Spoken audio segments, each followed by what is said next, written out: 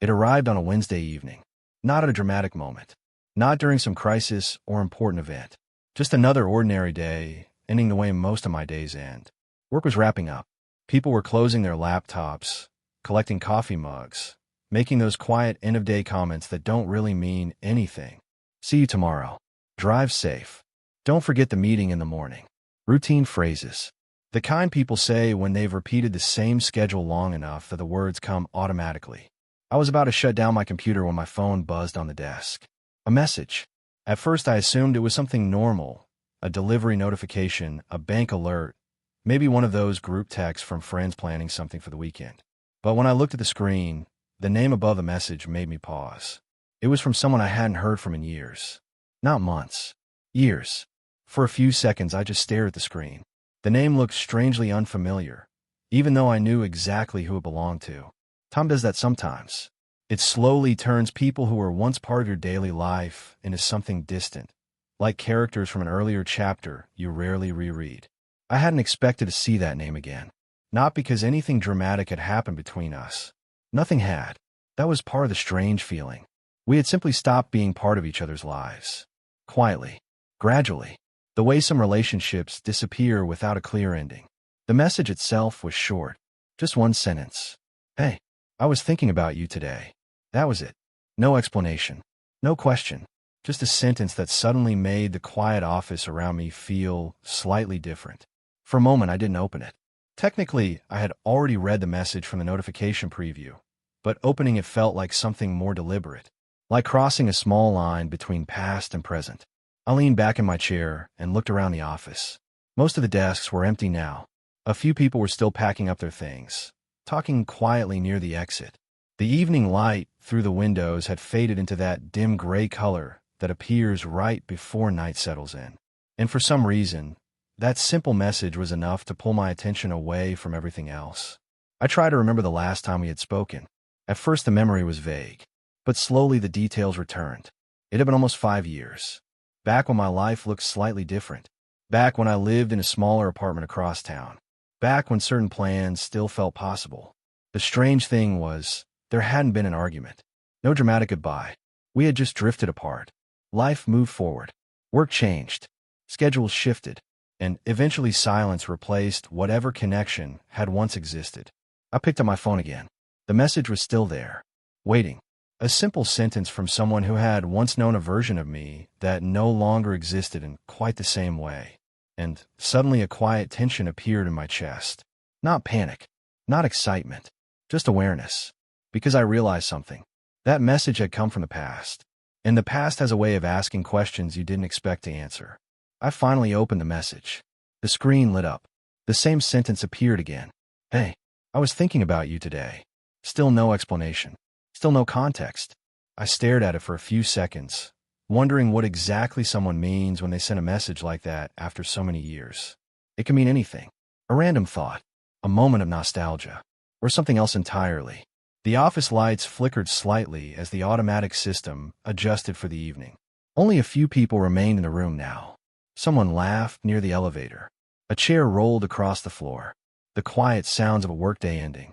And yet my attention had moved somewhere else completely. Backward. Into a part of my life I hadn't revisited in a long time. I remembered late conversations. Long walks through quiet neighborhoods. Plans that once seemed important. The strange optimism that exists in certain moments of life when you still believe things might turn out differently. Back then everything had felt slightly unfinished. As if the future was waiting just around the corner. But life rarely moves according to the versions of the future we imagine. Sometimes it simply continues, day by day, quietly replacing old expectations with practical routines. Eventually, I stood up from the desk. The office was almost empty now. The cleaning crew had started moving slowly through the hallway outside. I grabbed my jacket and turned off the monitor. But even as I walked toward the exit, the message remained in the back of my mind. Simple. Unresolved. In the elevator, I looked at my phone again. Still the same sentence. Still no follow-up. Most people would probably respond immediately. Something casual. Hey, how have you been? But my thumb hovered above the screen without typing anything. Not because I didn't know what to say. Because I wasn't sure what opening that door again might bring back. Outside, the air felt cooler than it had earlier. The parking lot was mostly empty. A few cars pulled out onto the road, their headlights briefly illuminating the pavement before disappearing into the traffic. I unlocked my car and sat inside for a moment without starting the engine. The message was still open on my phone, and suddenly a strange thought appeared. Maybe the message wasn't important because of what it said. Maybe it was important because of what it reminded me of.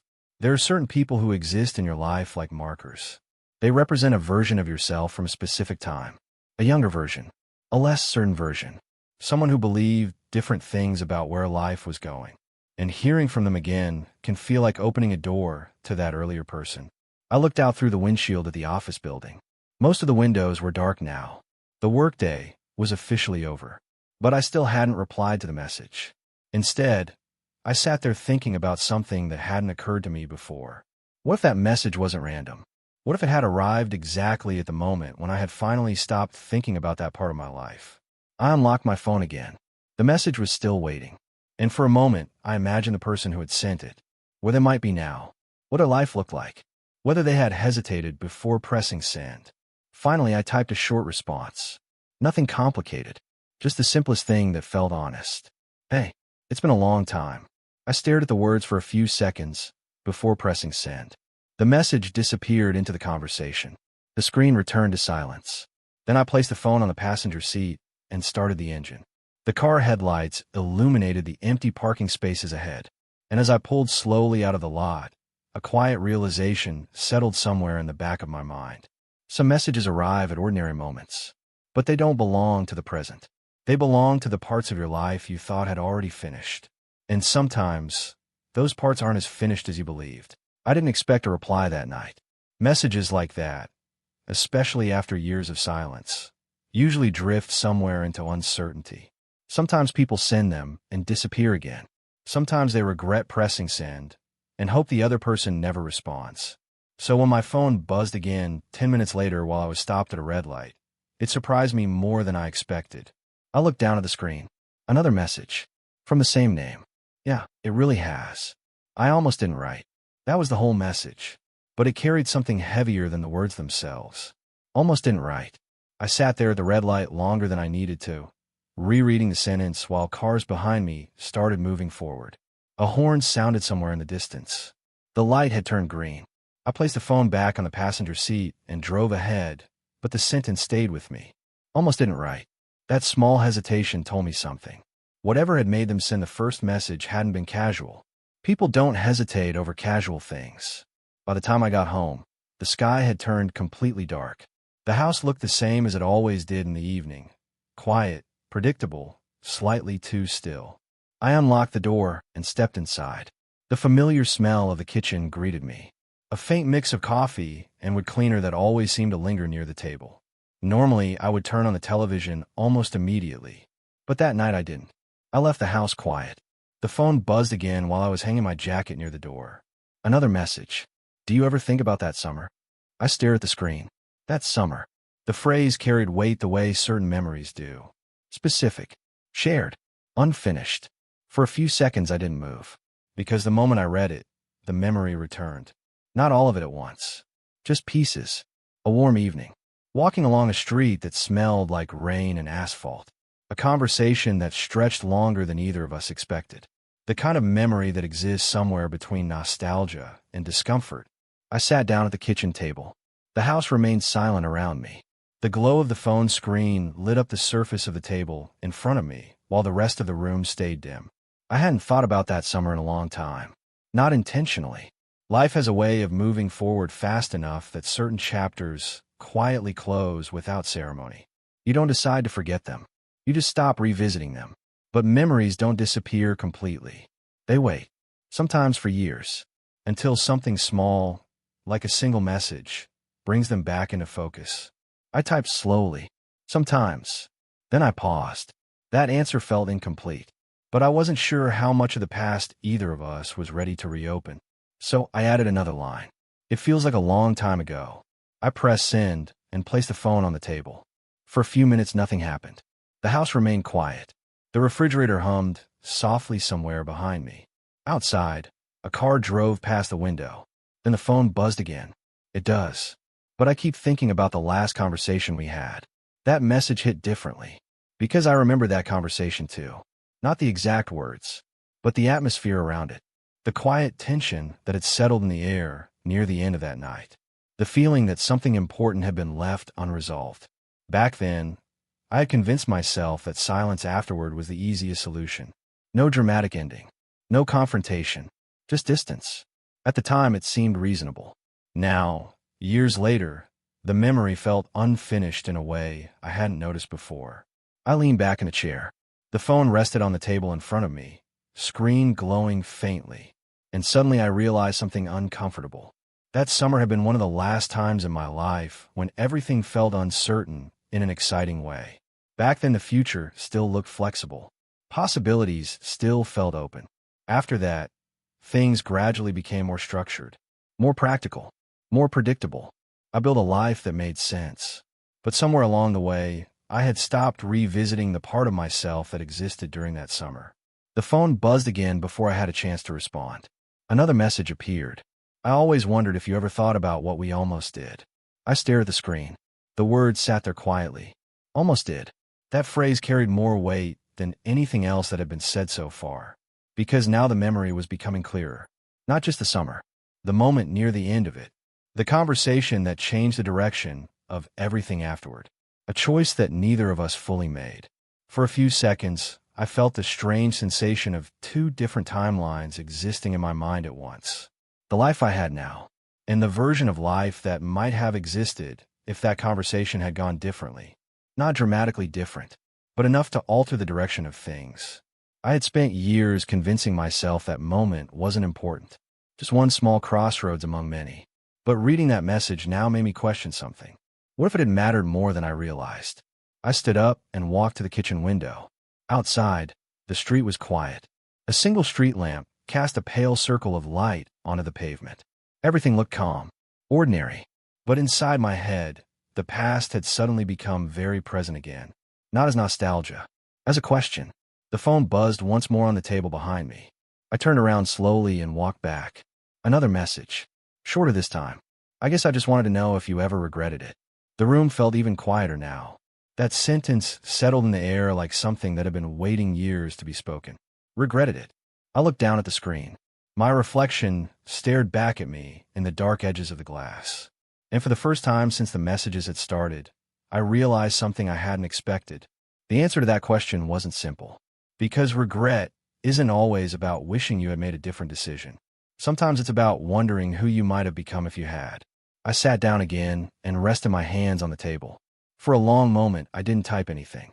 Not because I was avoiding the question, because I was finally allowing myself to think about it honestly. Years had passed. Entire chapters of life had unfolded. But that small moment from the past, the one we had both stepped away from without fully understanding it, was suddenly standing in front of me again. And now I was asking something I had never answered. The phone screen dimmed slightly as it waited. The message remained there. Did you ever regret it? I picked up the phone slowly. My thumb hovered over the keyboard. And for the first time since the conversation had started, I felt something unexpected. Not nostalgia. Not sadness. Curiosity. Because sometimes the past doesn't return to reopen old wounds. Sometimes it returns to reveal questions you didn't know were still waiting.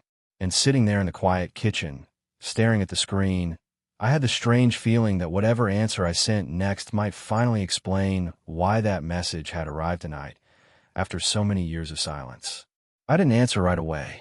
The phone stayed in my hand, the screen glowing softly in the dim kitchen while the rest of the room remained quiet. Did you ever regret it? The words looked simple enough, almost casual, but there was nothing casual about what they were asking. Because regret is never just about one moment. It spreads. It reaches into the years that came after. It asks you to compare the life you built with the life you didn't. And most of the time, people don't really want an honest answer to that. They want something cleaner, safer, something they can place in the past and leave there. But that wasn't what this was. I could feel it. This wasn't just a message between two people who once knew each other. It was a door opening onto a version of my life I had quietly sealed off and stopped visiting. I set the phone back on the table and stood up again. For a few seconds I paced slowly through the kitchen, not because I was nervous exactly, but because movement makes thinking easier. The same chair remained slightly pulled out from the table.